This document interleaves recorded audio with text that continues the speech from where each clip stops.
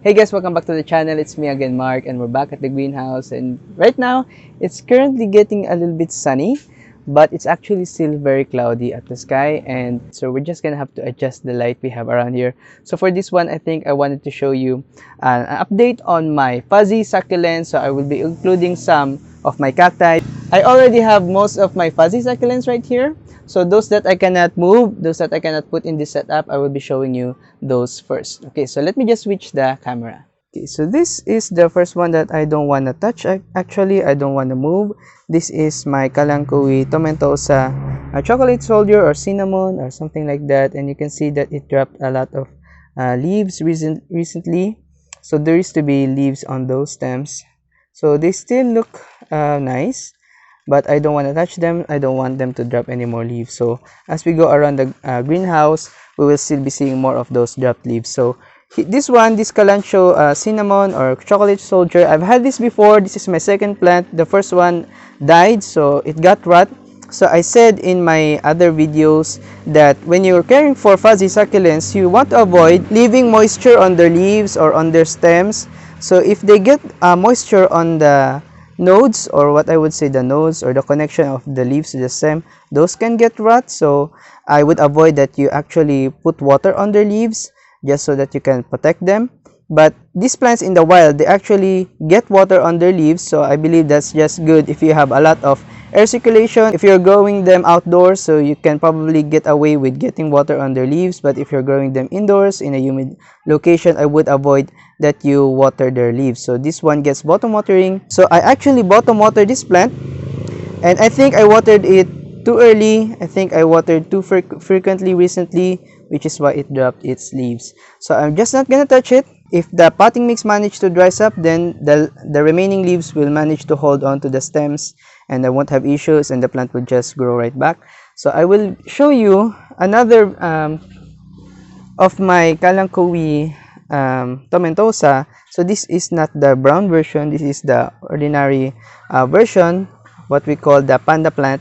So this one also got dropped off from the main plant because I overwatered it, same problem. So now, but you can see that the plant already has sprouts. So the leaves already are sprouting. So that's what I will be doing with the leaves of the other plant. So I will be propagating them, and I hope in a few months I will have new beautiful Kalanchoe propagations right here. So the leaves that got dropped off from those, okay, I have the leaves here. So if they're drying out, I will be cutting off the tips because I believe that Kalanchoes can propagate even if you cut off their connection on the main stem. So even if you cut that off, I still think that the plant can propagate because it is not dry, so it's got some moisture on it. So yeah, I'm just letting these ones dry on their nodes, and I will be putting them up on new potting mixes as well. But I believe that maybe we can probably propagate some of those. Okay, so the next ones that I don't think I will be moving, I have some fuzzy looking cacti here. Okay, but I will not be including that to our list because they're more spiky than they are fuzzy. So they look fuzzy, but they are actually spiky. So I will not be including those, but I already have included some of my cacti into our list. So this one is actually a fuzzy one. Okay, focus. Okay, so this is our Cleistocactus colademononis or colademonon. Okay, something like that. So I will be putting the name on the screen. So this is actually a fuzzy type of cactus. This is not a spiky one. So you can see the fuzz here are soft. Okay, if I squish it up, it looks like it feels like it's a tail of a cat or of a dog. So that's what the cactus feels like. So I'm just not moving it so that I won't snap it and I won't break it in half. But this is a hanging type of cactus, and I've seen a lot of videos of this one recently because I'm looking to add hanging cacti on my cacti setup here. So I have other hanging cacti as well. So I've added succulents here on my setup. So they're kind of like a wall garden setup. So now I'm adding cactus as well, and I wanted this one So I actually got one, and this was actually a very expensive plant. So if you manage to find this with your seller and at a very cheap price, then I would recommend that you buy this one. And actually this plant doesn't look like this. When I first bought it, it was actually standing up, so you might not recognize it very readily when you see it with your sellers because it will be standing up. But this plant is actually a hanging type of cactus, and it produces these really red, really beautiful flowers once it blooms. So I think that's a really nice cactus. I'm still learning a little bit of how to care for it, but this one is grafted, so I think that this one will be pretty easy going for me. But soon I'm hoping that I can manage to get a propagation of this that is self-rooted, that is not propagated on a myrtle cactus, because I really don't like the look of this. I want the cactus to be on its own, so I will probably propagate this soon, and will be rooting up some of the stems on its own without grafting it. Okay, so we have that, and now let's go to our setup right here. So I will be switching the camera, and I will be showing these ones to you one by one.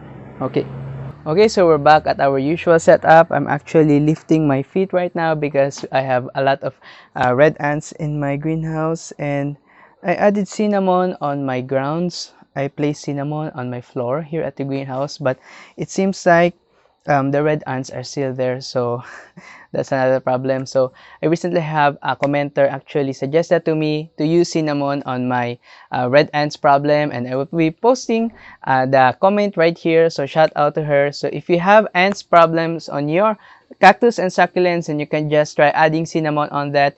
I've had success with cinnamon before, but since I ran out of supply, I wasn't actually using cinnamon anymore. So now with that comment, it reminded me that yes, I can use cinnamon on my garden. So I bought new cinnamon, and I will probably be adding that to my plants right now, which gets a lot of ants. But looks like they're leaving since we're getting hotter days. So I think the ants don't like to be in a hot place. So I hope that soon I will be rid of these ants, and also once we get much more warmer temperatures, I'm just hoping that they won't climb my chair. Okay, so now we're back at our fuzzy succulents. And the first one that I wanted to show you, the first one is the first plant I think that started this whole collection with the fuzzy type of succulents. I think it started with this one. This is my original Kalanchoe tomentosa. I've had this, I think I've had this for just this year. I bought this earlier this year, and I actually had a Kalanchoe tomentosa before, but that plant died. I had another Kalanchoe miloti, so something like that. So it's another type of fuzzy Kalanchoe, and that also died. So I actually had to go through a learning curve when it comes to these fuzzy succulents. But now this one, this is probably what I would say the first successful Kalanchoe tomentosa that I've had, and I've had this when this greenhouse was built. So I think it's just about the same age as the greenhouse, but you can see it already has some new growth on the center. But when I bought it, it was just the leaves out here. So it was actually a little bit of a more open shaped Calanchoe when I first bought it, but the new leaves grew upright, so they're standing up. So it looks like that the panda is growing up like that. So that's actually what I would like to see my Kalanchoes to look like. They should have these standing up leaves. If your Kalanchoe leaves are actually laying downwards and they're looking like this, or probably they're flopping over, so that means that your plant has some problems with its watering, or probably it's not in a very good potting mix, or probably it's etiolating. So that's what you would expect on Kalanchoe that flaps down their leaves. And also if you manage to lose the coloring, so we have here our dark colored edges, and if you lose the dark coloring on the outer parts of the leaves or on the outer leaves, that means the plant is not getting enough sun. So it's probably a sign that it needs more sun. So if you give it more sun, the fuzziness will be much more thicker, so it will look quite silvery, quite whitish once you manage to give it plenty of light, and it will also have this really dark edges. So that's actually what makes the plant beautiful for me. So I wanted it to retain its fuzziness and its two-tone colors on it. So I'm actually giving this a lot of light here at the front part of my greenhouse. So that's what you would want to do on your Kalanchoes as well, because if they lose their color and if they flop over, then this plant will no longer look like it's a teddy bear. It will look just like a bland green colored succulents. So I would recommend that you give this plenty of light. Now, I believe that these plants, when they're in the wild, this fuzziness is what helps them with the sun exposure and with the water. Okay, so we have our farina thick succulents, and they have this farina so that they can protect themselves from sun, and that when the water hits their leaves, they won't get drenched for very long. The water can dry up very easily, and also it helps the water to drain down to their soil because the leaves have farina, so the water just slides over them. So I think the fuzziness of other succulents has the same purpose, has the same reason. So it helps with protection from the sun, the fuzziness, and also it helps with the water so that when the water touches the leaves, it will just slide right off and will go into their soil, into their potting mix, so that they can absorb it quicker. So now I believe not only succulents have this feature on their leaves, so I think some other type of tropical plants also have some fuzziness on their leaves. So it helps them with water and with sun. So that's just one feature you would expect on some other plants. And with this one, this is the same plant. This is a Kalanchoe tomentosa, but this came from a different seller. And you can see that it already had a lot of whiter fuzziness on it. So it has a different look with our other one. Okay, but they're the same plant. Okay, so you can see that. So I can pretty much tell that this one was grown in a shadier area and this one was grown in a brighter area. So if you're looking for Kalanchoe tomentosas, I would recommend that you buy a fuzzy one because it retains its fuzziness for much more longer if it's already fuzzy to begin with. But if you buy one that is no longer fuzzy, those fuzziness will not come back. So you can only wait for the plant to grow new hairs on its new leaves, to grow thicker hairs on its new leaves. So if you really want a fuzzy looking one, you just buy an already fuzzy looking one because the leaves will not change their fuzziness once they're grown out.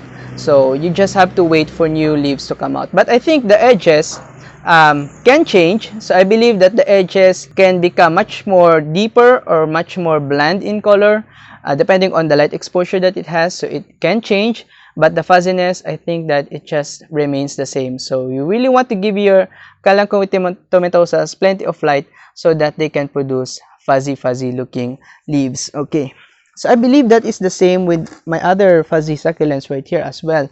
I believe even with the cacti ones, you can get more fuzziness on them if you give them more sun. But please correct me if I'm wrong, or if you have experience with other fuzzy type of succulents that grow fuzzier in the shade. So I would really like to know if there are varieties like that. Okay, so now we have our next.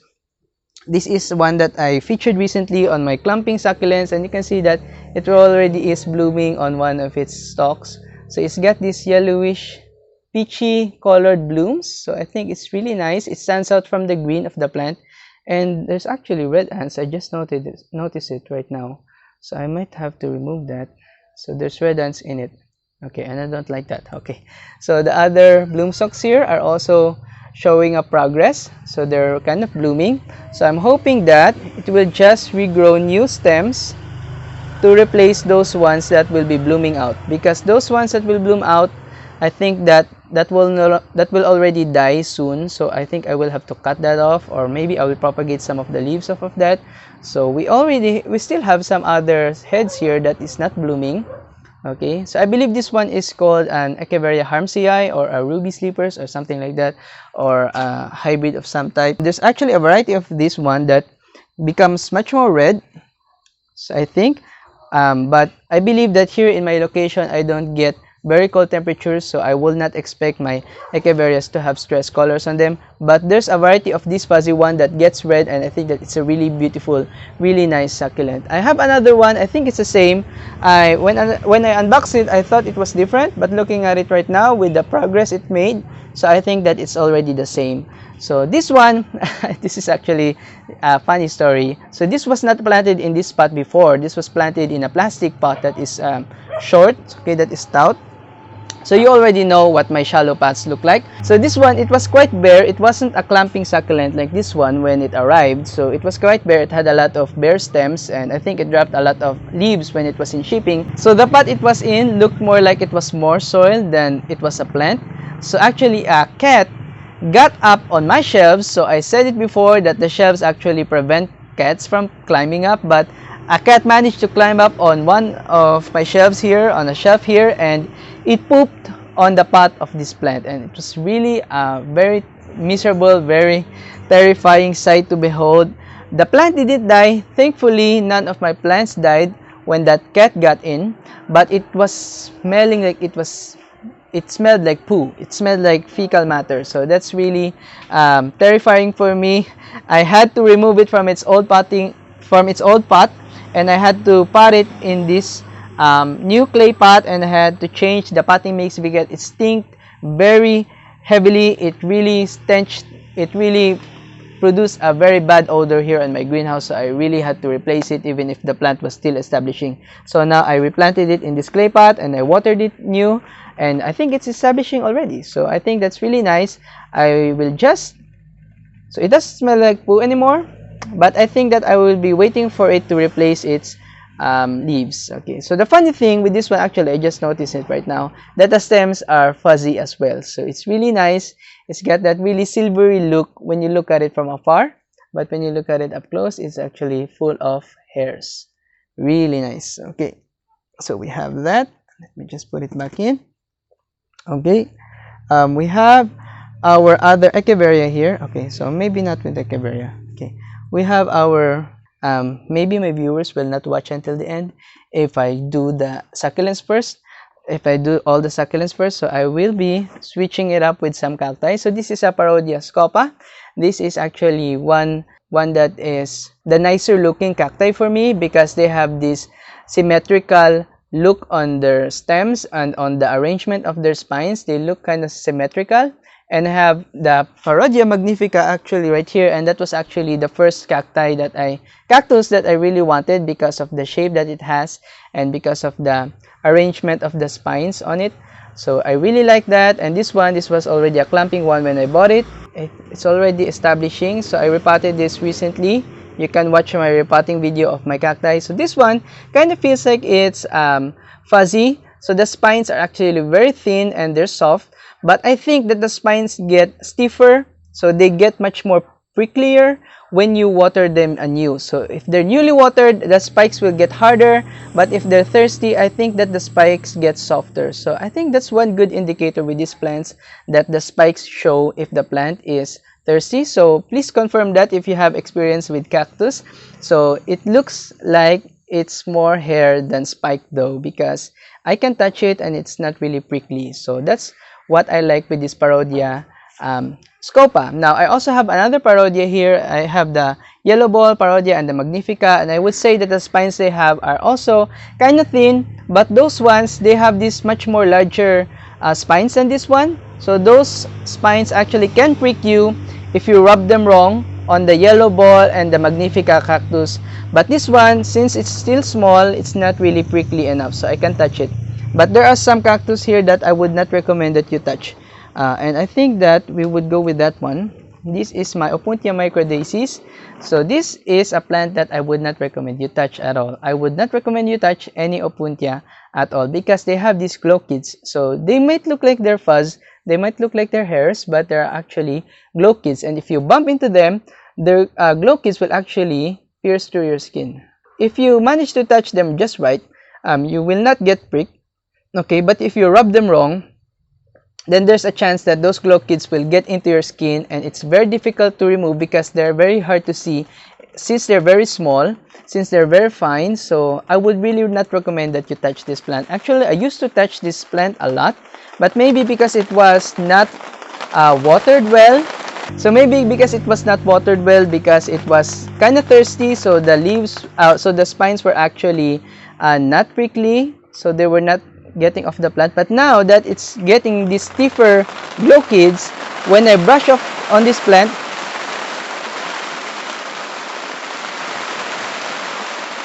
okay, so where was I? So as I was saying, you really don't want to touch the glow kids, and especially if the plant gets bumped on, and if those glow kids can get into the air, so you might get glow kids into your lungs. So actually, I would not recommend that you have a lot of these in your garden space where it gets very windy, because the glow kids can get out of the plant and can be inhaled, and that can cause serious problems for you. So I would not recommend that you get a lot of this plant. Maybe just a few, and don't touch it.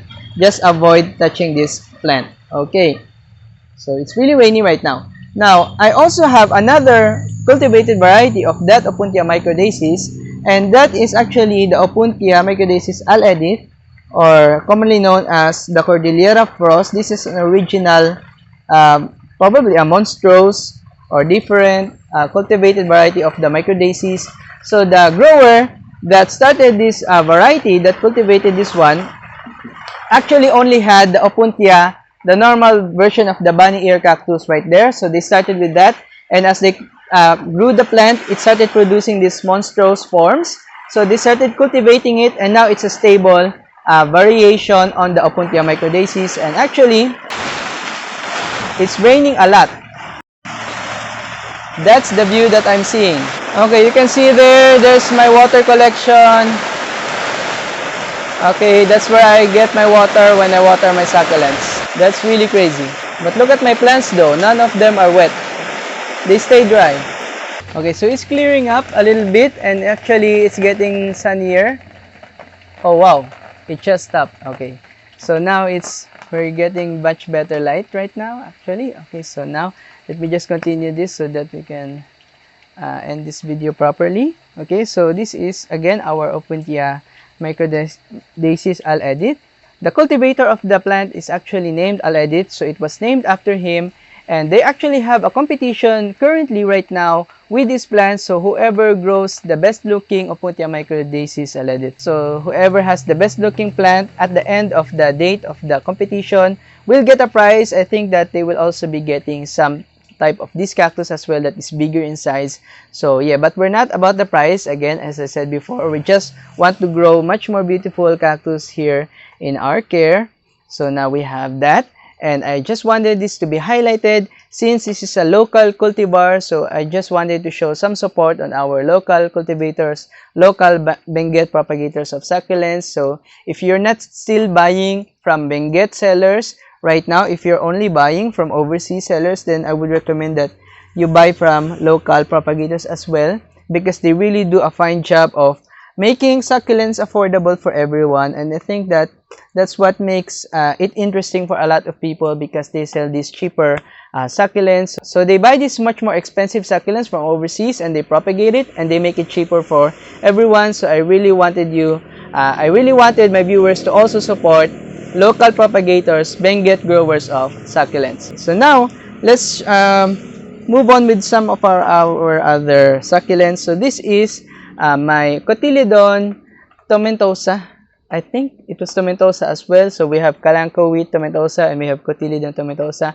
And this one is actually called bear paws. So that one is called panda plant because it has white and dark coloration on it. But this one is called bear paws because it looks like it's a bear that is waving its hands up. So it looks like a paw of a bear with these spikes on the leaves that they look like their fingers on a bear's paw, and they look like you can shake them, their hand. Okay, but this one I think I would say is how would I say this? One of the more difficult varieties of Cotyledon to grow. So I've had another Cotyledon before that is not a fuzzy type. So I believe there are actually two types of Cotyledon. Ones that are more farina, has more farina on them, and they grow upright.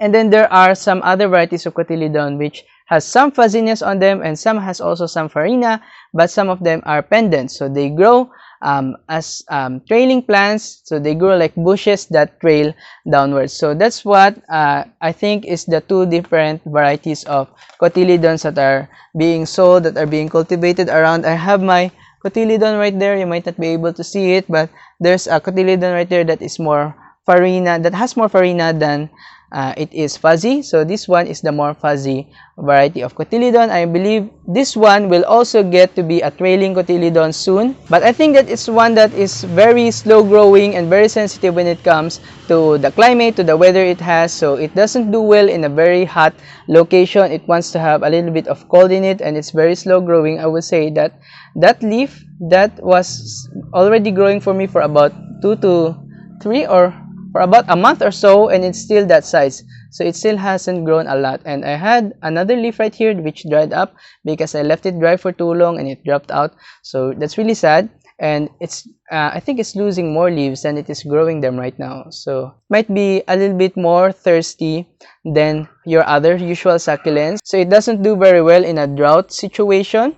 So you might have to water it more than your other succulents, because I would say that I have the same watering habit, same watering frequency on all my plants, and this one is not doing well, so I think I might have to water it a little bit more. So I'm still learning about this plant, so which is why you would not see me make a care guide of this plant anytime soon. So yeah, we have that. So that's a more sensitive fuzzy type of succulent.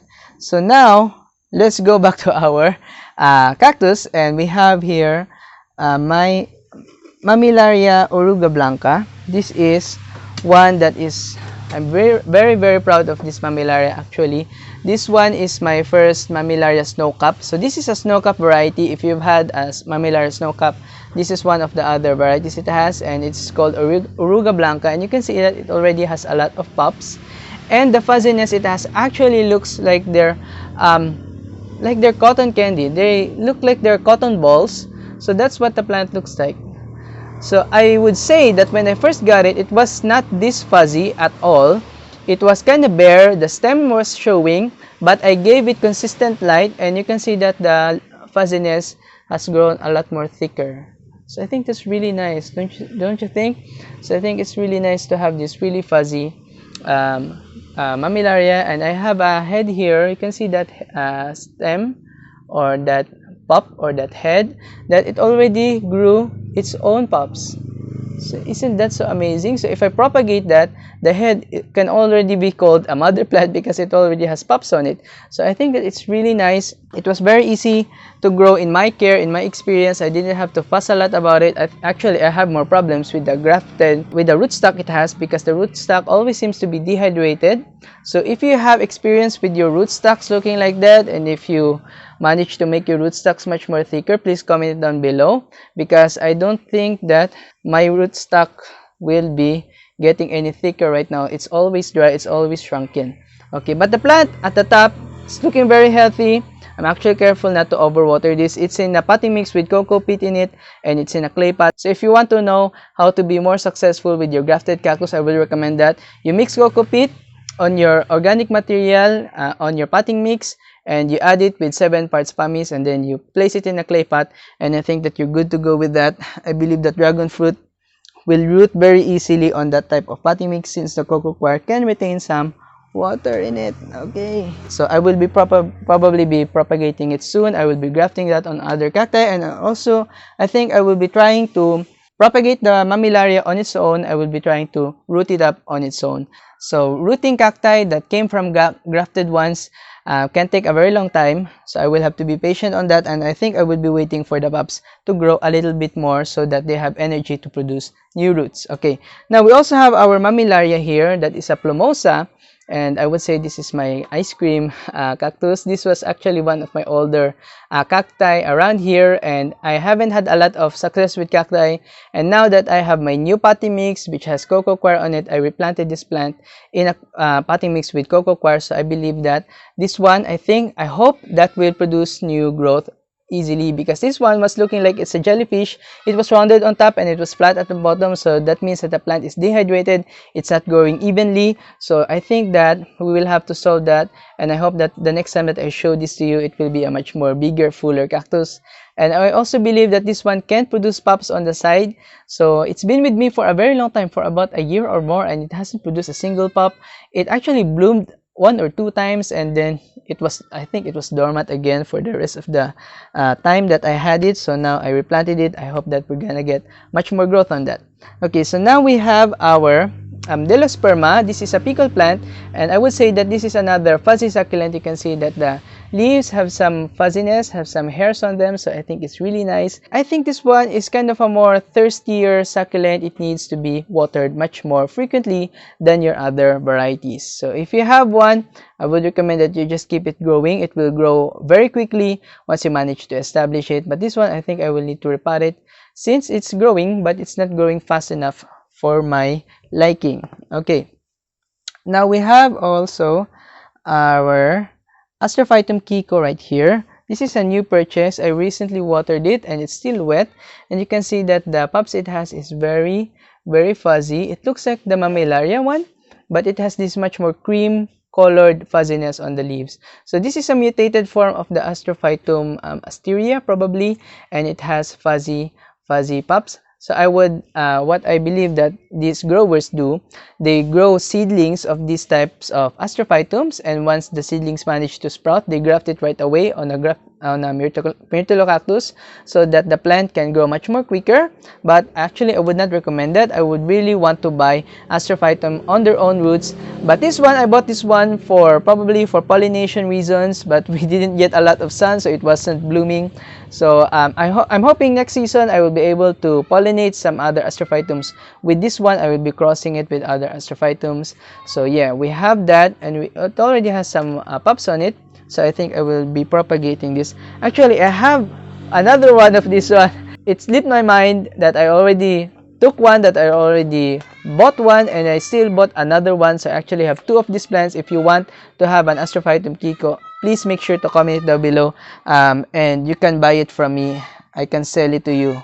I think that we're on our last two succulents. So this is my Echeveria. I forgot the name again. Okay, so this is one of the other fuzzy looking ones, and this was actually very big when I already got it.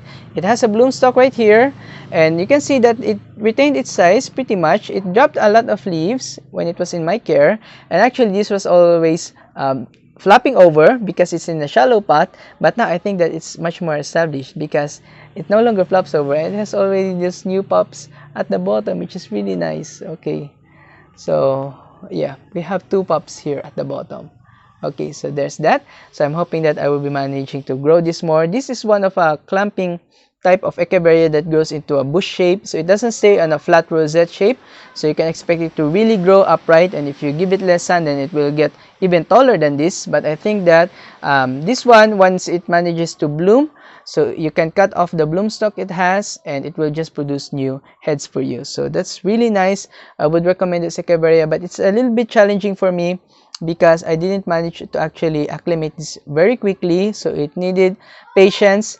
But if you have the patience for it, and if you really want to have that really fuzzy looking style on its leaves, a silvery look on its fuzzy leaves, I would recommend this variety for you. Okay, now on our last one, I would say that this is the least fuzzy looking one, but it has a fuzzy appearance, but it's not fuzzy at all. So this is Haworthia pygmaea, and this is, I think, the second time or one of the few times that I will be featuring this plant. Haworthias actually are still a challenge for me. I bought a lot of imported Haworthias a few months back, and they were not developing. And people told me that I had problems with my potting mix. So yeah, I changed the potting mix. So people said that you can grow that in pure soil. So yeah, I tried. I added organic materials on it. So now it's developing much more. So this used to be a kadama and pamis combination of potting mix, and it wasn't doing a lot. And probably because it was summer, so it wasn't developing. But now that we're getting much more cooler weather, I will be focusing my time on some of my Haworthias. And this one, the Haworthia pygmaea I have, is actually a very pretty looking one. It looks like it's got heart-shaped windows on the top of these leaves, and it's got that fuzzy appearance, but it's not fuzzy at all. They feel like they're bristles if you touch them, but they have that same appearance. They can blend in well with our other fuzzy type of succulents with its whitish appearance, with its whitish brittles on the tip of its leaves. So I think it's really nice. Yeah. And I'm hoping that to get much more varieties of Haworthia pygmaea soon. I think that that's just a specific cultivar that has that whitish bristles on it. But I believe that there are other varieties of pygmaea that doesn't have that feature on its leaves.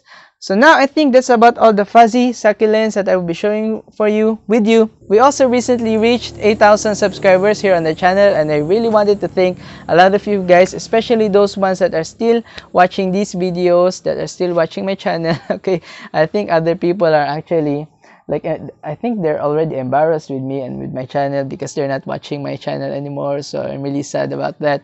But I'm hoping that they can come back soon. And if you're one that is coming back and watching my videos again, now that we're getting much more sunnier weather, I really hope that you're liking these videos. And if you're not yet already subscribed, please make sure to hit the subscribe. And we still have our running goal, which is 1 million subscribers here on the Caliplans channel. So you can really help out a lot if you subscribe. And I think that's about it for this video, guys. I will see you on the next one. Bye-bye.